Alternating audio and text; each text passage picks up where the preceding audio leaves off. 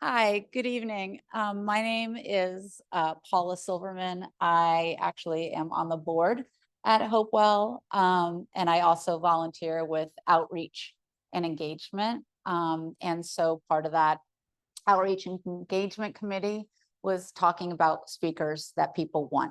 And so one of them was about nutrition and the cancer journey. And I have had the privilege of knowing Mary Eve for over 10 years because I used to work at Hopkins. But she has been doing this for over 25 years at Hopkins with nutrition.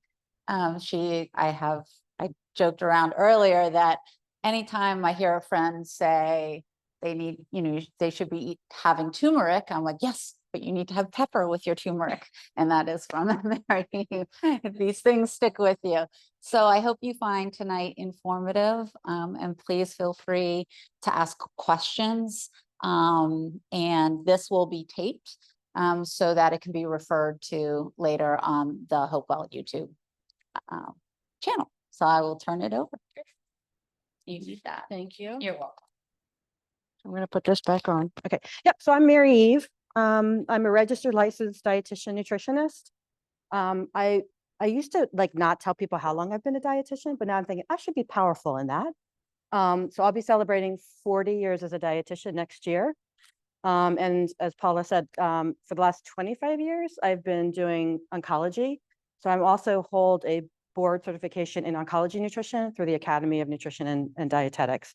And Paula made a great point, is that I don't want this to be stagnant. I just don't want to be me up here talking at you. Because I always find I learn things and we all can share things about different things that we've been doing or been told, or so just speak up kind of as we're going along. So we're going to talk about nutrition and everything that I'm going to share with you is science-based. We're a science-based institution, so that's where I have to pull my information from. And so this is the National Comprehensive Cancer Network and the National Cancer Institute. And the research shows for cancer survivors, the best formula to avoid another episode of cancer is proper nutrition combined with weight control and exercise. And a healthy diet and lifestyle changes can improve the quality of life for survivors. I bring this in just because this is really powerful. Obesity is linked with 11 cancers. And in probably the next 2 or 3 years, obesity is going to trump smoking as the #1 lifestyle change you can make to reduce your incidence of cancer. But we're trying to now find out if survivorship also has that same message. So most of the evidence about weight and cancer survivorship comes from breast, prostate, and colorectal. Does any of that touch any of you guys at all? Okay. And indicates that obesity may worsen several aspects of survivorship. 1 being the quality of life, 2 could be reoccurrence, 3 could be progression and survivorship. In a large clinical trial that was done with stage 2 and stage 3 rectal cancer, the higher the BMI, which is your body mass index, had an increased risk of local reoccurrence. And this was primarily in males that they saw. Okay, let's get that out of the way. Go to the fun stuff. Okay, so who recommends this diet that I'm going to talk to you guys about tonight? So it's just not me. It's the Academy of Nutrition and Dietetics. It's the American Institute for Cancer Research. It's the National Comprehensive Cancer Network, the American Cancer Society, and it also aligns with the dietary recommendations for Americans. This is what I'm going to talk the most about. And I'm going to break all of this out differently, but basically this is kind of the framework. It's a plant-based diet. That doesn't mean that you don't eat animal. It just means that you try to eat more plants than animals. So you need about 2 to 3 cups of vegetables every day, about 2 servings of fruit every day. You want to choose whole, unprocessed grains. You want to have healthy fats in your diet. And then you want to try to use plant-based proteins. If you do choose animal, you want to try the leanest that you can, white meat, poultry, certainly fish, limit red meat, and non-fat or low-fat dairy. And I'm going to break each one of these out a little bit to talk about it a little bit more so. So I get asked probably a couple times a week, Mary, what's the one thing I should eat every single day to help with me and my cancer? And I'm like, it's not the one thing, it's all the things. So when you think about vegetables, each color of a vegetable gives you a different phytonutrient. A phytonutrient is an antioxidant, anti-inflammatory property. So things that are red are different than things that are purple, different than things that are white, that are green. And people think, oh, I'm eating a ton of kale. I'm like, yeah, but what about tomatoes and beets and all the other colors? Because each one of those colors gives you a different profile. So the reds are the lycopenes. And red has been linked with reduced incidence of prostate cancer, actually the most one. And when you do things that are red, like tomatoes, interesting, if you cook them with a little bit of olive oil, your body can actually get more of the lycopene out of them than if you eat them raw. So part of our vegetable consumption should be raw, and some of them partially cooked. Orange are the carotenoids. The dark greens are the luteins. The whites are the alleles. And Jeremy and I were just talking about herbs. So do any of you guys have an herb garden? Okay, I'm going to charge you guy with this. So herbs are hugely concentrated phytochemicals. They're little baby plants that have really properties in them, more so than sometimes of the larger plant.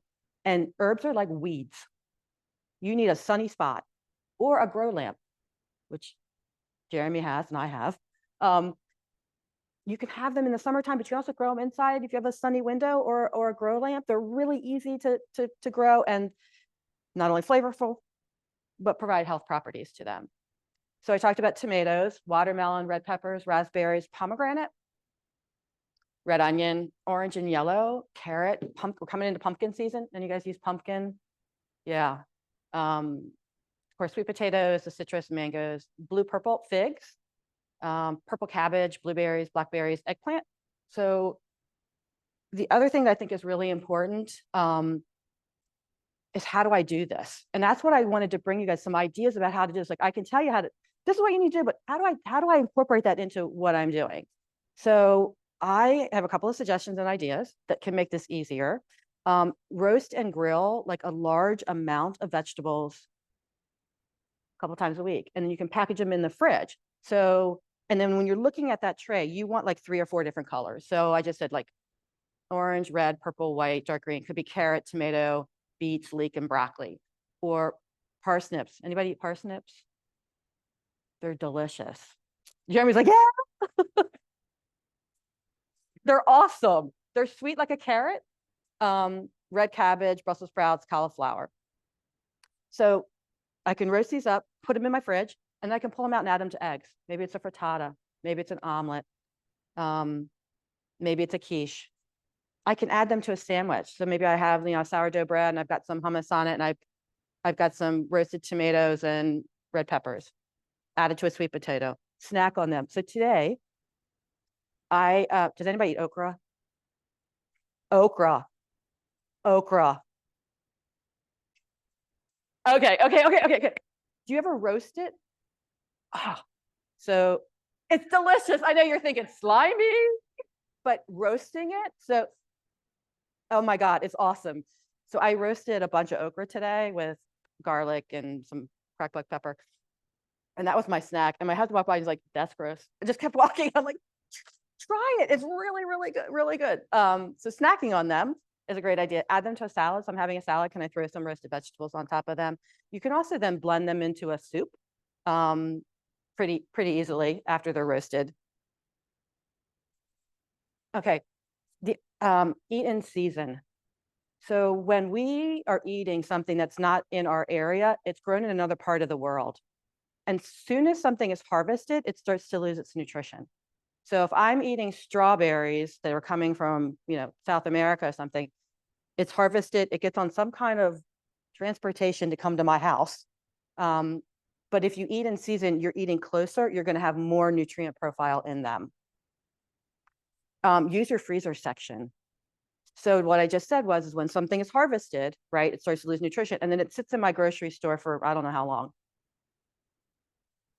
When things are frozen, it has a very short period of time from harvest to freeze. So actually it can have more nutrients in it sometimes than what's in your produce section. The other thing I really like about the freezer section is it's already washed and cut up. So if I'm struggling with fatigue or dexterity or neuropathy or any of the other things that can happen, the freezer section is my friend because I don't have to wash it or chop it. It's ready to go. The other thing is, and you guys are going to be like, I'm going to get some more vegetables in. You go to the store, you buy a whole bunch of them. What happens at the end of the week? They go bad. Right? So it's like, okay, I spent all this money and I just made my trash very expensive.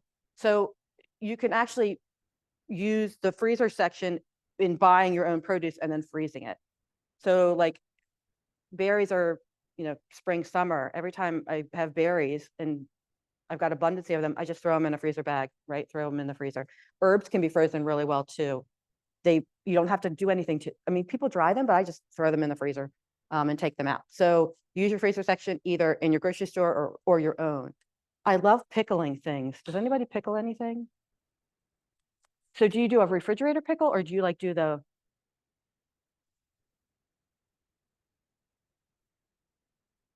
Yeah. So I just refrigerate pickle. They're great. And anything can be pickled. Carrots can be pickled, parsnips can be pickled, okra can be pickled, carrots can be pickled. It doesn't have to just be cucumbers, red onions. So if they're coming to the end of their life, can I pickle something? That's what I was doing over here. I was pickling beets. Oh, that's the other thing I did today was yellow beets. I got to pickle those tomorrow. But yeah, pickling them. So can I add some vegetables to a batch cook? So batch cooking sometimes is like I cook off like a couple of chicken breasts, I stick them in the freezer or the fridge. I can pull them out when I need them. Do the same thing with your vegetables. Use your herbs. Herbs are so powerful. I can't even speak enough about them. Have them in your freezer. So at the end of the season, I harvest all my herbs. I throw them in bags and I throw them in the freezer. And that way, in the January when I'm making a soup, I can pull out some basil and put it in there, or some tarragon, or some rosemary. Other ideas, add zucchini to a lasagna. You can do the zucchini like a noodle. Spaghetti squash and roast beef. So has anybody eaten spaghetti squash? Yeah. No. So when you roast it, and then you take the seeds out and you roast it. When you pull it, it's almost like spaghetti. And then you can add a tomato sauce to it. Delicious. Veggie chips. So you can roast things and make like a chip out of it. My children are grown and married and gone, but my daughter, she really wanted kale chips. I'm like, great, I'll do kale chips. So I made her these kale chips, and I got a call like the next day. She went to Mercy High School.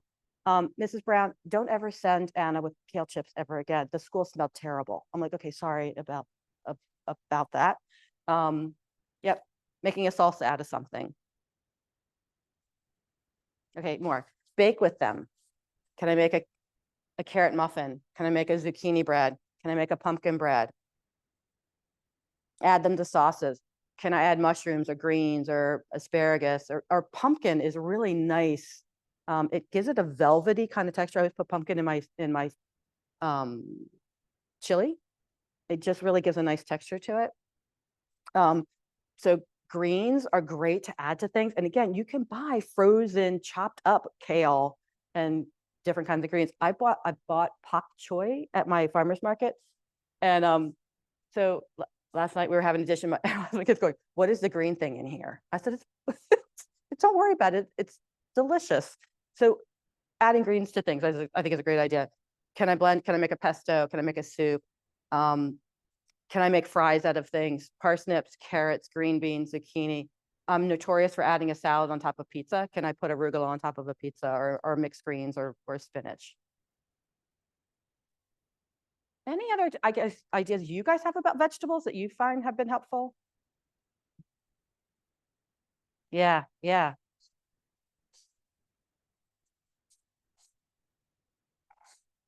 Yeah, it's all blueberries are great in hot cereal, oatmeal, with some nuts. Yeah.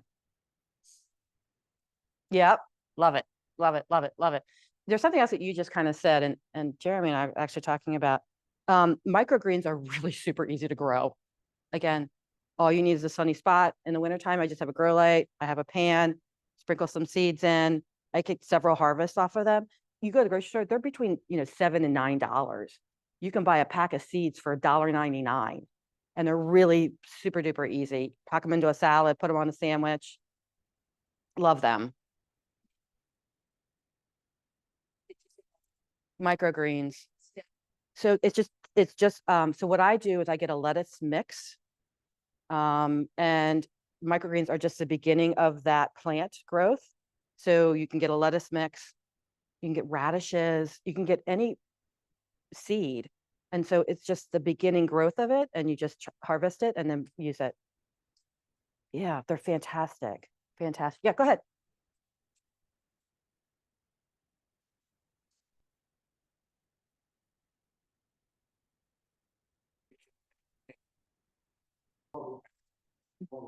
But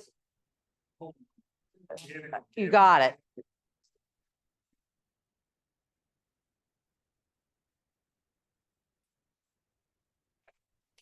You don't want to go out to eat with me because I'm always like, no, no, no, no, no, no, no. It also depends on how often you do it. If you truly only go out for like a special occasion, that doesn't make a difference. It's what you do the majority of the time. I say 80-20. 80% of the time I try to do the things I'm supposed to be doing. 20% of the time, not going to make a difference. It's a holiday, it's your anniversary, it's a birthday. That's not going to make a difference.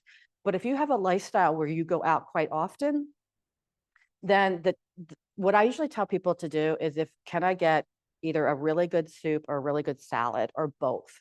So unless it's a cream soup, but it could be a lentil soup, it could be a bean soup, it could be a split pea soup, it could be a vegetable soup, and then a salad. But the key with what goes on the salad is the important part. And it's usually the dressing that can get you into kind of some areas that you may not want to be in. So oil and vinegar is really easy. That way you control how much things are on it. So really, if you're looking at your lifestyle and it's only occasionally, don't worry about it. But if it's something it's very often, I usually go soup, salad kind of combination. I would say salmon, but the problem is, what's the source? Right? So, and they might not even know, but you want domestic, wild caught. You don't want farm raised, and you don't want from any other part of the world.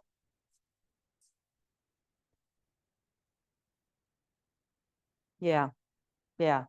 So, I mean, if you do happen upon a restaurant that does say it's caught in Alaska and it's wild caught, that would be a great choice. That would be a great choice. The other piece, do they have vegan options on there? Is there something vegan that I can kind of move into? And we're going to talk about that in a second too. Okay, I'm going to move into grains, which got a really bad rap. So we should have grains in our diet. And the important part of the grains is they're unprocessed. And it's not only about the fiber. They also contain phytonutrients. They have flavonoids in them and lignans. They also have minerals and iron and magnesium and selenium. And they have B vitamins in them. The important part about grains are all of these things, but so there's a bunch of talk about the microbiome, right? So our microbiome is what supports our immunity. It makes some essential fatty acids. It does a lot of other things for us, and we're just learning about them. And people talk about taking probiotics, and really the discussion should be about prebiotic. So a prebiotic is what your microbiome lives on, and it lives on fruits and vegetables and grains. So if you give your body the right nutrients and food to have a healthy microbiome, that's where the message should be. It should not be taking a probiotic. It should be feeding the microbiome.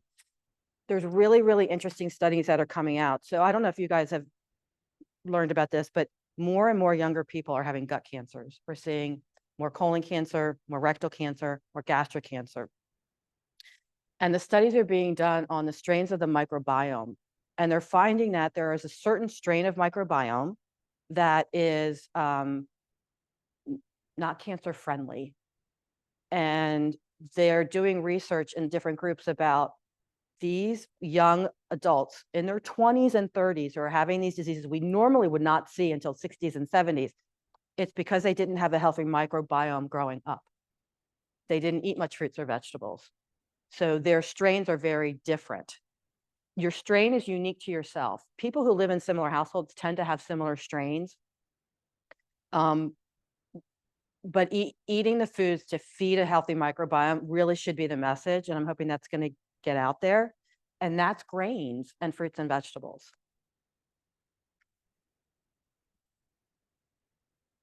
So what are they? Brown. Oh, do you have a question?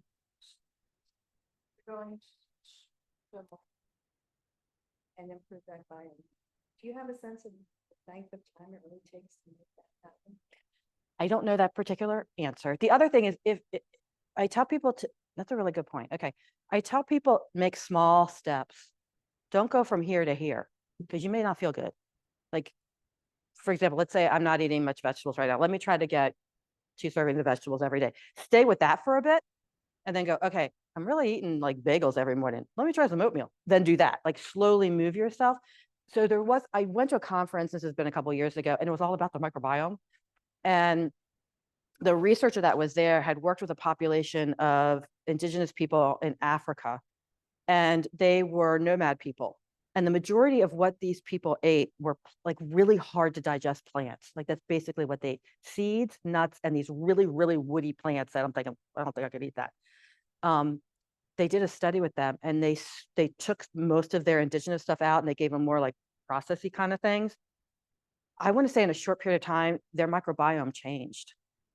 I don't know if that can be replicated, but I'm thinking it could change in a period of time.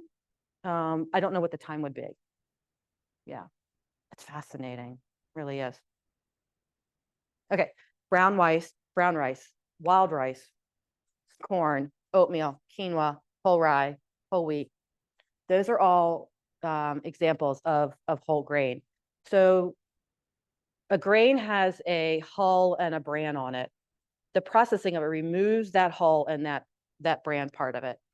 We enrich in the United States. So we put the vitamins back in again, but we don't add the fiber back in again. So that's why really having that whole grain is important, because you get the bran part of it. So what are some ideas of how I can do this? Can I make a salad with them? Can I make a corn and bean salad? Can I make a wild rice with dried cranberries and pecans? That's delicious at Thanksgiving. Go ahead. No. It has fiber in it, so it's not. Do you need more explanation of that? Okay.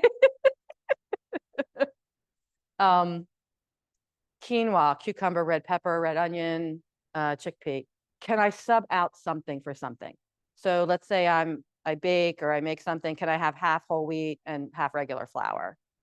Can I add oat to a ground turkey or a ground chicken? So growing up, 1 of 5, my mother always put oatmeal in our meatloaf, and it was just to spend the dollar, right? But it was a really good idea because it got us eating, healthier things. Yeah, can I use a whole wheat, a quinoa, or a chickpea pasta? Any questions about grains before I move on? Yeah, farro. Yep, it's an ancient grain. Yeah. Barley. Yeah. Yeah. Okay, so okay, this is a thing. You should actually soak all rice overnight and then rinse it until it's clear. All rice paddies, because how they are farmed, have arsenic. So the recommendation is to soak it overnight and then rinse it till clear. Takes the arsenic out. I think it also depends on how often you eat it. Like if I'm only eating it every now and then, I'm not going to do that. But if you eat it a lot, then you need to be soaking it. You need to be soaking it. It becomes strong. It doesn't matter. It's in the soil. So even if it's Carolina rice as opposed to, rice in another country. I think they all have arsenic though, right?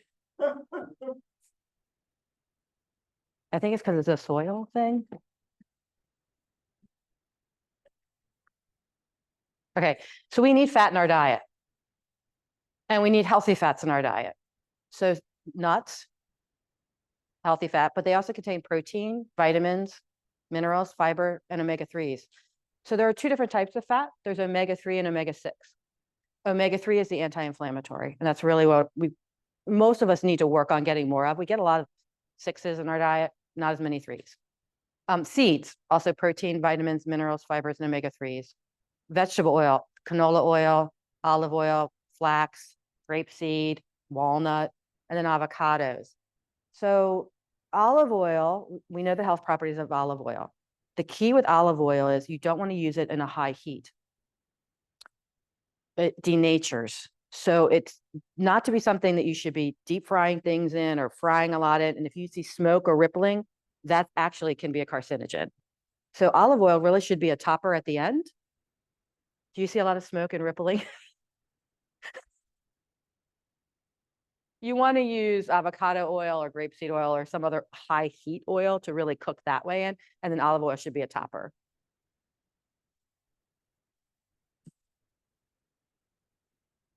All nuts are good. So yeah, so walnuts, almonds. And so there was a really good study that was done in colorectal. People who ate an ounce of tree nuts every day had less incidence of colorectal than others. Tree nuts are almond, walnuts. Yeah. It was almonds and walnuts, the ones that they did. Peanuts are a legume, they grow underneath the ground. So they're healthy, but it was the tree nut that was the important part of it. So what can I do? How can I add this? So adding nuts and seeds to yogurt, nut butters, include nuts and seeds on cereals, add nuts and seeds to salads, toast pecans and almonds and add it to steamed vegetables. Green beans and almonds go together really well. Add cashews to stir fry. Pine nuts you had mentioned, and sunflower seeds. I add sunflower seeds to coleslaw. It adds like a nutty little flavor to it. And then adding them to baked goods.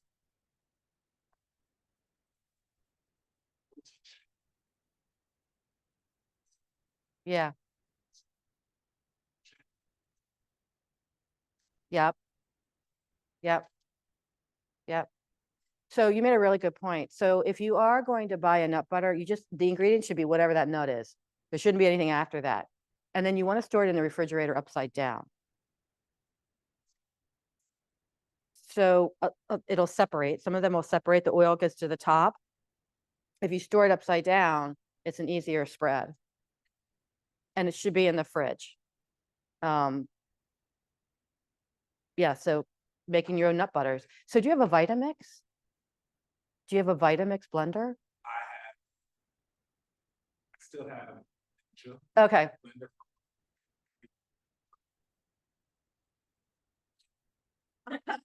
You were thinking ahead.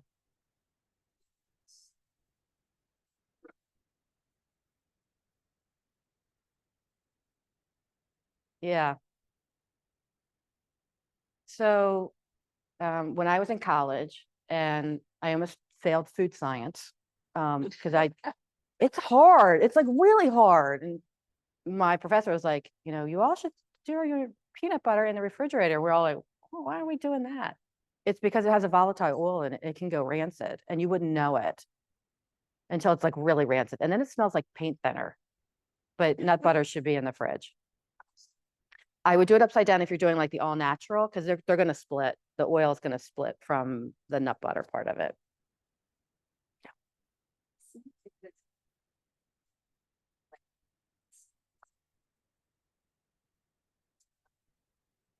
Yeah. Yeah. Yep. I love pumpkin seeds. And what was the other one? You said pumpkin and sunflower. Yep. On a salad. Yeah. Delicious. Okay. So I talked about this, plant-based protein thing. When you look at your week, you should try to have a couple of plant-based meals in there that reduces your animal. Doesn't mean you don't eat animals, just I try to eat more plants. And we just talked about something like the nut butters, or it could be, a split pea soup or a chili that's only beans or, that kind of thing. So other sources of protein that are good ideas. So fatty fish. And the recommendation is at least twice a week. Do any of you guys eat sardines?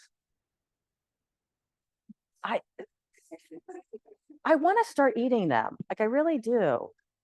Have you eaten them your whole life? Have you eaten them? Yeah. All right, I'm gonna olive oil, sardines. Yeah.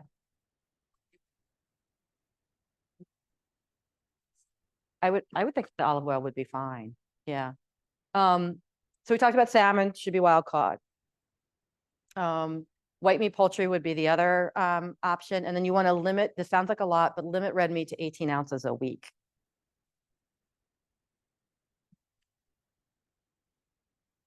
Sounds like a lot, but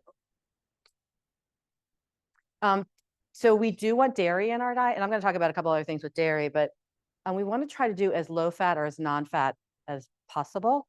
So yogurt, skim milk, non-fat cottage cheese, part skim ricotta, and you need 2 to 3 servings a day of a dairy. So what's not on this, right? So processed and ultra processed high-fat meats, sugary beverages, refined grains, hydrogenated oils, high-fat dairy products, nutritional supplements, which I'm going to talk about in a second, and then alcohol is also limited.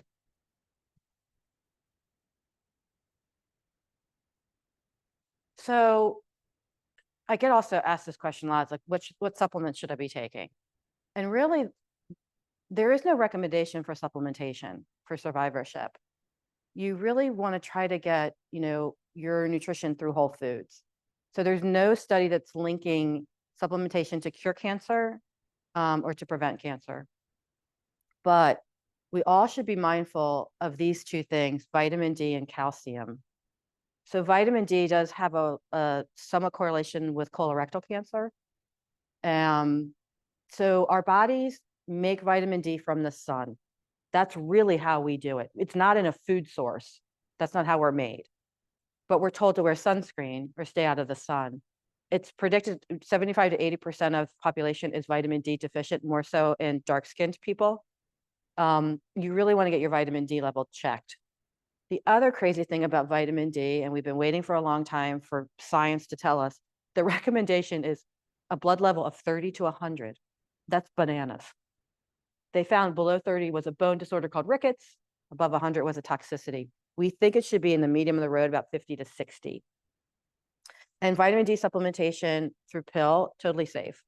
But you really want to know what your vitamin D level is to know the supplementation that you should take. And the only way to get out of vitamin D deficiency is supplementation. You can't do it through food, and we're not really recommending everybody go out, and sit in the sun. But what I can tell you is about 20 minutes of sunlight gives you 100,000 units of vitamin D. 100,000 units. It's a lot. The other one I think we need to be on our radar is calcium. Calcium is the other one we need to keep on our radar, particularly as with women. So the recommendation is 1,000 to 1,200 milligrams of calcium a day. We used to think, and I still have, I have a patient tomorrow. They're like, tell them to take 1,200 milligrams of calcium in a supplementation. She has osteopenia. We do not make that recommendation anymore. So we say you can take 500 to 600 milligrams of calcium as a supplementation, but the rest of it really should come through oral diet. And our food label does not dictate the calcium has to be listed in the amount, but it's the percentage. So if you see calcium and it says 30%, that's based on 1,000 milligrams. That would be 300 milligrams in that serving. That's how you can kind of, some of them are listed, but the majority it'll have a percent. And the calcium form that you should take is a calcium citrate. That's the one that's easiest to absorb by the body. Calcium carbonate is not very readily absorbed by the body. So those would be the only two supplementations other than a documented deficiency. You had blood work done and it showed that blah, blah, blah was low. Then yes, supplementation. Otherwise, there are no recommendations for supplementation except for look at calcium and vitamin D. And talk to your healthcare provider too, the other one. So these are kind of the key points. Maintain a healthy body weight, physical activity, 150 minutes a week is statistical for survivorship. Try to eat a diet full of plant-based foods with colorful vegetables, fruits, whole grains, limit red meat and alcohol. And then again, obtain your nutrition through a whole oral diet. Yeah.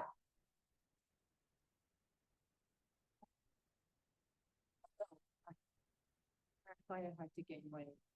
And whenever like to eat a healthy diet for a long time. Whenever I especially focus on the fats, Yeah. to get the cholesterol that my weight just plummets.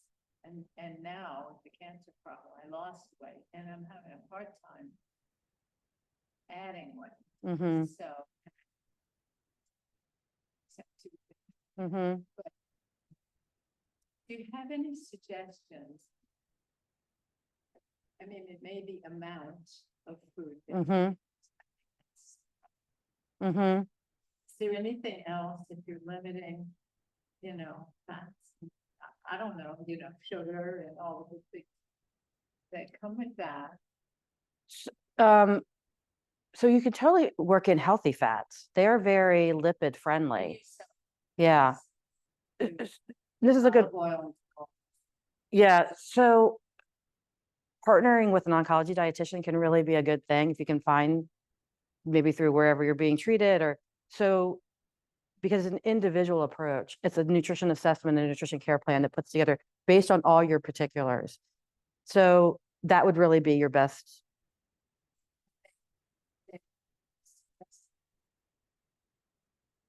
And all the things that I've enjoyed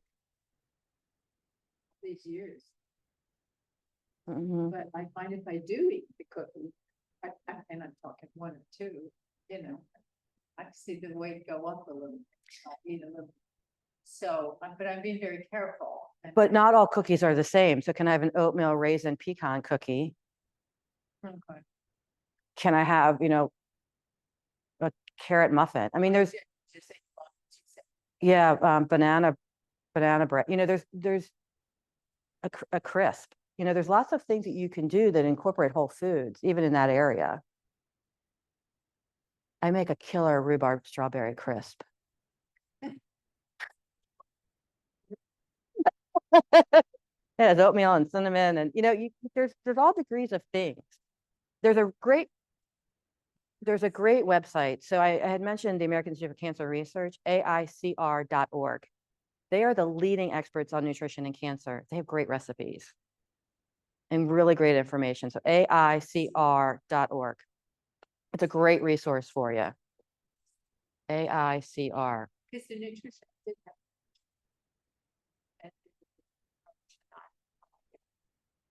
I really appreciated that, and then I got kind of tired, and everybody says a shake, a milkshake. I have hated shakes from the time that I was a little. Well, then that's not going to work, So right? it doesn't work. CR.org, American Institute for Cancer Research. I mean, yeah, if you find that doing a baked thing, it works for you, you can make it healthy. Yeah. Yeah. Any other questions for me? We got, yeah.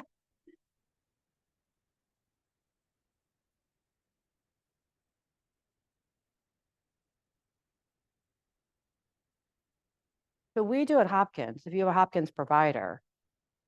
The other is eatright.org, eatright.org is my academy's website. You can search for an oncology dietitian in your area and maybe find one that does take insurance. I know I do, Hopkins does.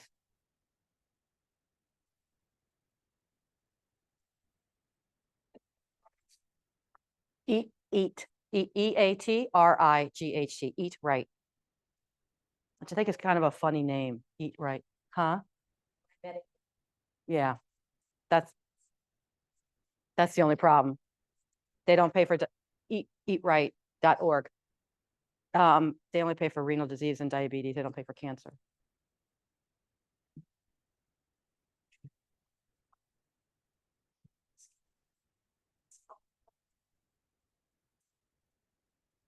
There's not much nutrition in it unless it's fortified. Like there are some almond milks that have like extra calcium added into them.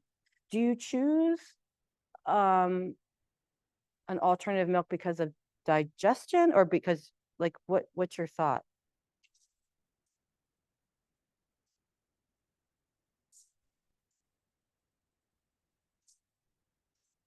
you got a couple of options. One would be is if you wanted to stay in that nut milk kind of realm, Silk makes an almond cashew milk and it has pea protein added. So it gives you extra protein. The other would be Fairlife milk. Do you know Fairlife milk? Sure. You don't like it?